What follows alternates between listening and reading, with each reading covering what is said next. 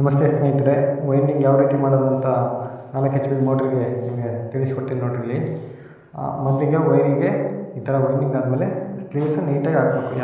ಏನಕ್ಕೆ ಹಾಕ್ಬೇಕಂದ್ರೆ ವೈಂಡಿಂಗ್ ಮಾಡಿದಾಗ ಆ ಕಡೆ ಈ ಥರ ಫೋಲ್ಡ್ ಮಾಡ್ತಾ ಇರ್ತೀವಿ ನೋಡಿ, ಆ ಟೈಮಲ್ಲೇ ಸ್ಕಿನ್ ಆಗಿಬಿಡುತ್ತೆ. ಅದಕ್ಕೋಸ್ಕರ ಆ ಸ್ಲೀವ್ಸ್ ಹಾಕಿದ್ದೀನಿ. ಇದು ಟೆಸ್ಟ್ ಬೇರಿಂಗ್ ಹಾಳಾಗಿದೆ. ಇದು ಟಿವಿ ಪ್ಲೇಟು ಬೇರಿಂಗು ಹಾಳಾಗಿಬಿಟ್ಟಿದೆ, ಪೂರ್ತಿ ಕೆಳಗಡೆ ಪೂರ್ತಿ ಶಿಲ್ಟ್ ಇದ್ದಿದ್ದು ಮೋಟರಲ್ಲಿ. ಇದು ಪ್ಲ್ಯಾನ್ ರಬ್ಬರ್ ಕೂಡ ಹಾಳಾಗಿದೆ. ಹೊಸ ಬೇರಿಂಗ್ ಕೂಡ ತರಿಸಿದ್ದೀನಿ, ಹಾಕ್ಕೊಳ್ಬೇಕು ಇವಾಗ. ಅದೇ ರೀತಿ ಪ್ಲ್ಯಾನ್ ರಬ್ಬರ್ ಕೂಡ ಹೊಸ ತರಿಸಿದ್ದೀನಿ, ಹಾಕ್ಕೋಬೇಕು. ಯಾವ ರೀತಿ ವೈಂಡಿಂಗ್ ಬಂದಿದೆ ಮತ್ತು ಕೇಬಲ್ 2 ಮೀಟ್ರು ಯಾವ ರೀತಿ ವೈಂಡಿಂಗ್ ಬಂದಿದೆ ಅಂತ ಇನ್ನೊಮ್ಮೆ ತೋರಿಸ್ತೀನಿ ನೋಡಿರಿ. ಒಳಗಡೆ ನೋಡಿ ನೀಟಾಗಿ ಬಂದಿದೆ. ಮಣ್ಣ ಗಾಡಿಯಲ್ಲಿ ನಿಲ್ಲಿಸಿ ಹೋಗೋರೆ ನೋಡಿರಿ. ಸೆಕೆಂಡರಿ ಕಡೆಯೆಲ್ಲ ಹಾಕ್ತಾಯಿದ್ದೀನಿ. ಬಿಸಿಲು ಕೂಡ ಫುಲ್ ಬಿಸಿಲಿತ್ತು. ಈ ಥರ ನಾವು ವೈಂಡಿಂಗ್ ಈ ಥರ ವೈರ್ ಇಡ್ತೀನಿ, ಈ ಥರ ಹೇಗೋಗಿ ಸ್ಕಿನ್ ಆಗ್ಬಿಡುತ್ತೆ ಮಿಸ್ ಆದರೆ. ನನಗೆ ಐಡಿಯಾ ಇದೆ ಸ್ವಲ್ಪ, ಹಾಗಾಗಿ ಆ ಥರ ಹೇಳಿದೆ ನೋಡಿ. ಈ ಥರ ಇದು 30 ಟರ್ನ್ಸ್ ಹಾಕಿದ್ದೀನಿ, 30 ರೌಂಡ್ಸ್ ಹಾಕಿದ್ದೀನಿ. ಇನ್ನೊಮ್ಮೆ ಕಡೆ 30 ರೌಂಡ್ಸ್ ಹಾಕಿದ್ದೀನಿ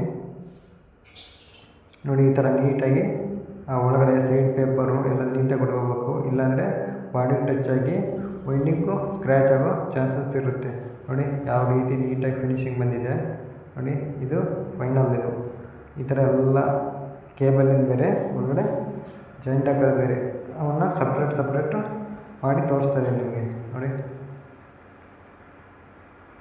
ಇವು ಕೇಬಲ್ಗೆ ಜಾಯಿಂಟ್ ಹಾಕೋದು. ಬೇಕಂದರೆ ಈ ಕಡೆ 3 ಇದೆಯಲ್ಲ, ಅದಕ್ಕೆ ಡಬಲ್ ಕೇಬಲ್ ಕೂಡ ಮಾಡ್ಕೋಬೋದು ಒಳಗಡೆ. ಇದು ಬೇರಿಂಗು ಪೂರ್ತಿ ಶಿಲ್ಪಾಗಿ ಒಳಗಡೆ ಉಜ್ಜಾಗಿದೆ. ಇದು ಬೇರಿಂಗು ಪೂರ್ತಿ ಯಾವ ರೀತಿ ಗೆರೆ ಬಿದ್ದಿದೆ, ಲೈನ್ಸ್ ಬಿದ್ದಿದೆ. ಈ ಥರ ಹಾಕಿದರೆ ಮೋಟ್ರು ಮತ್ತೆ ಸುಡೋ ಚಾನ್ಸಸ್ ಭಾಳ ಇರುತ್ತೆ, ಹಾಗಾಗಿ ನಾನು ತೆಗೆದಾಕಿದ್ದೀನಿ. ಇದು ಪ್ಲ್ಯಾನ್ ರಬ್ಬರ್. ಇದೇ ಹಾಕಿದರೆ ಪ್ಲ್ಯಾನ್ ರಬ್ಬರ್ ಹಾಕಿದರೆ ಹಿಂದ್ಗಡೆ ಹಾಳಾಗ್ಬಿಡುತ್ತೆ ವೈಂಡಿಂಗ್ ಟಚ್ ಆಗಿ. ಹಾಗಾಗಿ ನೋಡಿ, ಬೇರಿಂಗ್ ಕೂಡ ಹೊಸದು ತಂದಿದ್ದೀನಿ ನೋಡಿ ಈ ಥರದ್ದು. ಮತ್ತು ಪ್ಲ್ಯಾನ್ ರಬ್ಬರ್ ಕೂಡ ಹೊಸದು ಹಾಕಿದ್ದೀನಿ ಪೂರ್ತಿ. ಹೊಸ ಕೇಬಲ್ 2 ಮೀಟ್ರು 2.5 1 ವೈರ್ 2.5 ಎರಡು ಸಾಕು.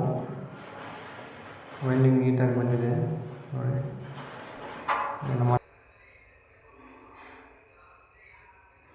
ಕೇಬಲ್ ಯಾವ ರೀತಿ ಜಾಯಿಂಟ್ ಹಾಕೋದು ಅಂತ ನೋಡ್ಕೊಂಬಿಡಿ. ನೀಟಾಗಿ ಟೇಪು ಕುಷನ್ನು ಯೂಸ್ ಮಾಡಿ. ಮೊದಲಿಗೆ ಟೇಪ್ ಹಾಕಿ, ಆಮೇಲೆ ಕುಷನ್ ಹಾಕಿ, ಆಮೇಲೆ ಟೇಪ್ ಹಾಕಿದ್ದೀನಿ.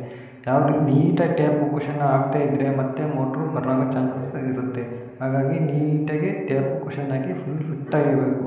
ಯಾವುದೇ ರೀತಿ ಲೂಸಾಗಿ ನೀರು ಒಳಗಡೆ ಹೋದರೆ ಮತ್ತೆ ಅರ್ಥಿಂಗ್ ಬರೋ ಚಾನ್ಸಸ್ ಬಂದು ಹೊಟ್ಟೋಗೋ ಚಾನ್ಸಸ್ ನೋಡಿ. ಫ್ಲ್ಯಾಂಜು ಹಾಕಿದ್ದೀನಿ, ಯಾವ ರೀತಿ ಕೂತಿದೆ. 2.5 ಕೇಬಲ್ ಜಾಯಿಂಟ್ ಮಾಡಿದ್ದೀನಿ. 1 ವೈಂಡಿಂಗ್ ಅಲ್ಲ, 4 HP ಮೋಟ್ರ್. ಇದು ಬುಷ್ ಕೂಡ ಹೋಗಿತ್ತು, ಹಾಗಾಗಿ ಹೊಸ ಬುಷ್ ಹೊಡಿಸ್ಕೊಂಬಂದು ಪೂರ್ತಿ ಸೆಟ್ಟಿಂಗ್ ಮಾಡ್ತಾಯಿದ್ದೀನಿ. ಫಸ್ಟು ರೋಟರ್ ಹಾಕಿಲ್ಲ, ಮೇಲ್ಗಡೆ ಇಟ್ಟು ಕೂಡ ಮೊದಲಿಗೆ ಸ್ಟಾರ್ಟಿಂಗ್ ಕುಡಿಸ್ಕೊಳ್ತಿದ್ದೀನಿ ನೋಡಿ. ಬುಷ್ ಯಾವ ಥರ ಅಂದರೆ ಬುಷು ಈಗಿನ ಇದರಲ್ಲಿ ಸಿಕ್ಕಾಪಟ್ಟೆ ರೇಟು, 2000 ರೂಪಾಯಿ ಹೇಳ್ತಾರೆ ಬುಷು ಹೊಸದು. ಆ ಥರ ಬುಷ್ ರೇಟು ಈಗಿನ ಇದರಲ್ಲಿ. ಯಾವ ರೀತಿ ನೀಟಾಗಿ ಸೆಟ್ಟಿಂಗ್ ಬರ್ತಾಯಿದೆ, ಹಾಗೆ ಕೈಯಲ್ಲೇ ಕೊಡ್ತಾಯಿದೆ ಸೆಟ್ಟಿಂಗ್.